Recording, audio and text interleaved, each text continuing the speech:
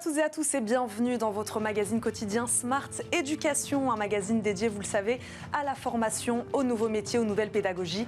Le rendez-vous qui donne un futur à la jeune génération. Kaïcho, cela signifie bonjour en langue basque, alsacien, basque, breton, catalan, corse, créole, gallo, gascon. Environ 121 000 élèves apprennent aujourd'hui en France les langues de leur région natale. 11% le suivent en immersif, une méthode contestée, finalement maintenue par le ministère de l'Éducation nationale pour le plus grand bonheur de ces réseaux d'associations qui travaillent auprès des écoles, notamment au Pays Basque. Le président de CSK, Peio Jorajuria, est notre invité. Il est avec nous en visioconférence. Bonjour. Bonjour. Merci beaucoup d'être avec nous. Ça va, je ne me suis pas trop trompée sur la prononciation du mot bonjour en langue basque? C'était parfait. Super, merci beaucoup. Nicolas Quin nous accompagne également, linguiste au CNRS. Merci beaucoup d'être avec nous aussi sur ce plateau. Avec plaisir, bonsoir. Bonsoir, merci beaucoup d'être là. Je le disais, 121 000 élèves apprennent aujourd'hui des langues régionales. Peio Jorajuria, ce chiffre est-il en augmentation ces dernières années? Et si oui, pourquoi? Expliquez-nous. Oui, il est en augmentation, essentiellement par le fait que pendant des décennies et des décennies, ces langues ont été interdites. Et donc depuis le milieu du XXe siècle, petit à petit, ces langues sont de nouveau autorisées au sein de l'école. Et donc oui, au fur et à mesure que les langues sont autorisées, au fur et à mesure que les systèmes se mettent en place, la demande a toujours été là, la demande a toujours été très forte. Le principal frein n'est pas dans la demande des parents ou des élèves, il est dans les moyens mis dans ce type d'éducation. Et actuellement, on est en phase de développement, même si on a eu pas mal d'alertes ces dernières années. Et pour qu'on comprenne bien, il s'agit bien donc d'un enseignement facultatif. Oui, il y a plusieurs types d'enseignement des langues régionales. Donc, soit un enseignement donc, facultatif au sein de la classe, donc le système d'option. Les élèves dans certaines régions peuvent également choisir, que ce soit l'école publique ou privée, un système bilingue. Donc, la moitié des cours en langue régionale, la moitié des cours en français. Et dans notre cas, nous avons un statut d'école privée, donc le choix de rentrer dans nos écoles est forcément facultatif. Et là, on a un enseignement par immersion, c'est-à-dire l'intégralité des cours autres que des cours de langue sont en langue régionale. Cet enseignement un peu contesté, c'est ce que je disais en préambule de l'émission. Nicolas Quin, qu'est-ce qui pousse, selon vous, les jeunes aujourd'hui à choisir l'enseignement d'une langue régionale? Est-ce que c'est d'abord peut-être l'influence familiale, tout simplement? Alors, je pense que souvent, effectivement, les gens choisissent d'étudier une langue régionale parce que on la parle ou on la parlait dans leur famille, puisque la pratique de ces langues a beaucoup baissé au cours du XXe siècle. Et puis, d'autre part, il y a aussi, alors il ne faut pas seulement limiter ça à l'origine familiale, il y a aussi des gens qui tiennent à apprendre une langue régionale pour s'intégrer ou pour découvrir la culture de la région où ils habitent, même s'ils n'en sont pas originaires. Oui, c'est ça, ce que je disais en préambule de la région natale, pas forcément finalement, pas des forcément. Gens qui viendraient s'installer dans le Pays Basque et qui voudraient apprendre la langue basque. Voilà, alors soit qui sont installés qui n'en sont pas originaires, soit qui y vivent mais qui ne sont pas nés dans une famille bascophone ou occitanophone, etc. Peio Jorajuria, préserver une langue, c'est aussi préserver une culture, non ? Oui, complètement. Une langue, ça sert à décrire le monde. Et on décrit le monde de manière différente dans chacune de nos langues. Et donc, à chaque fois qu'une langue s'éteint, c'est une manière de voir le monde qui disparaît. Et donc, oui. Après, les langues sont régionales. Elles ont ce statut de régional qui veut dire qu'elles sont minoritaires sur un État. Mais ça reste des langues à part entière. La langue basque est aussi langue officielle sur d'autres parties du monde. C'est la même chose pour le catalan ou pour d'autres langues. Le fait d'être minoritaire, le fait d'être régional n'en fait pas moins qu'une autre langue. Et quand on vit au quotidien dans une langue,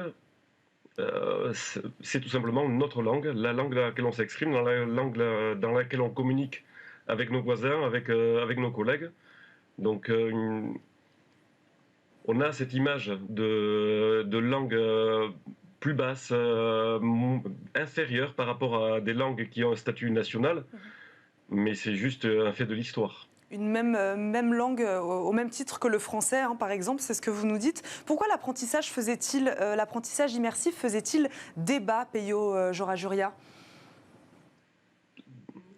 Nous, ça fait 50 ans que l'on fait de l'enseignement immersif, hein. Le réseau CHK est né en 1969, mais tout a dû se faire contre vents et marées, et surtout contre l'État. L'État français a, depuis la fin du 19e, décidé d'avoir un pays totalement monolingue et un enseignement qui devait se faire uniquement dans une seule langue.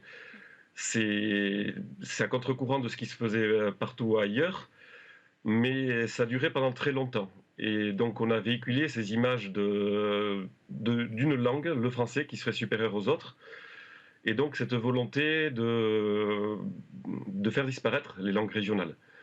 Et là, actuellement, on a réussi à obtenir, depuis quelques décennies, l'autorisation d'enseigner un minimum ces langues-là, puis d'enseigner de manière bilingue, de manière à avoir des locuteurs.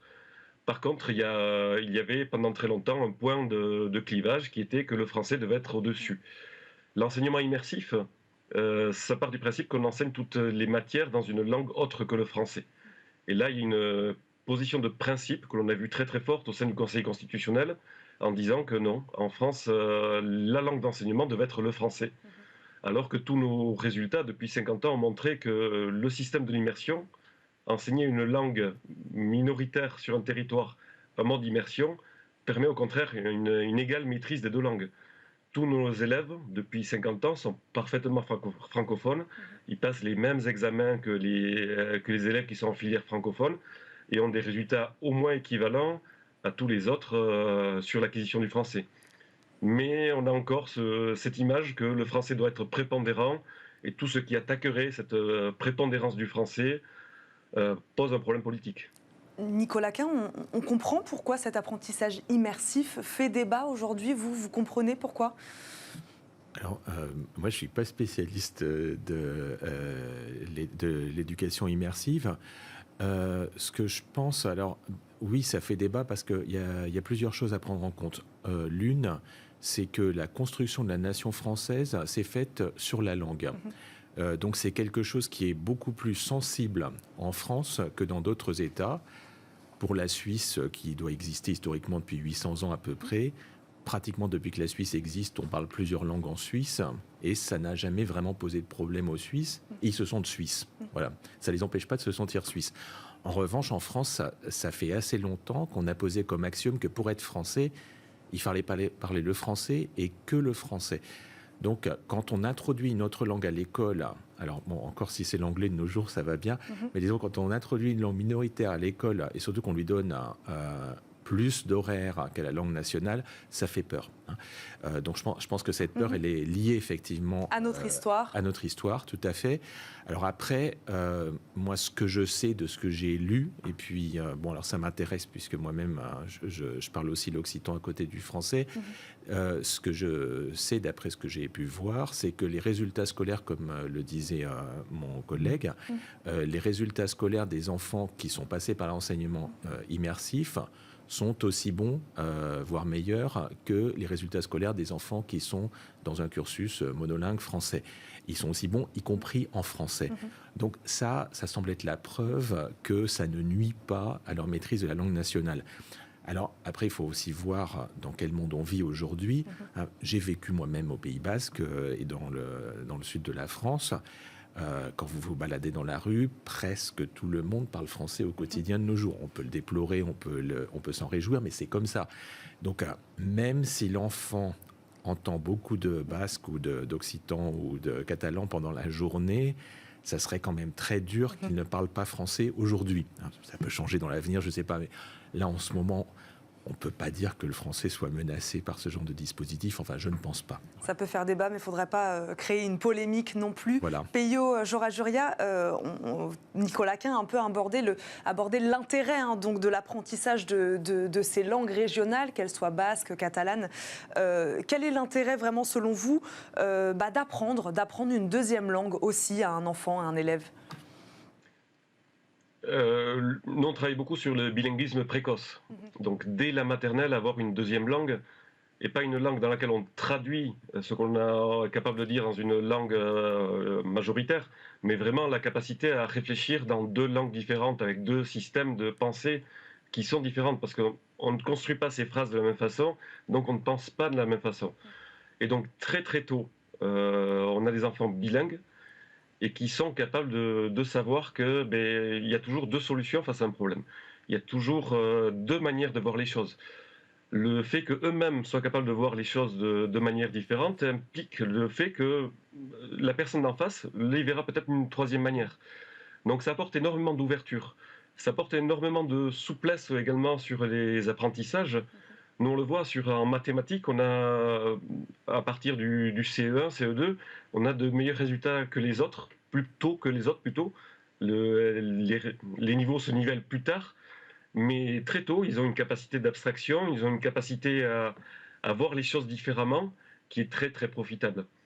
Et ensuite, quelqu'un qui est bilingue très tôt est capable ensuite d'apprendre énormément de langues de manière très aisée. Nous, on introduit l'anglais qu'à partir de la 6e.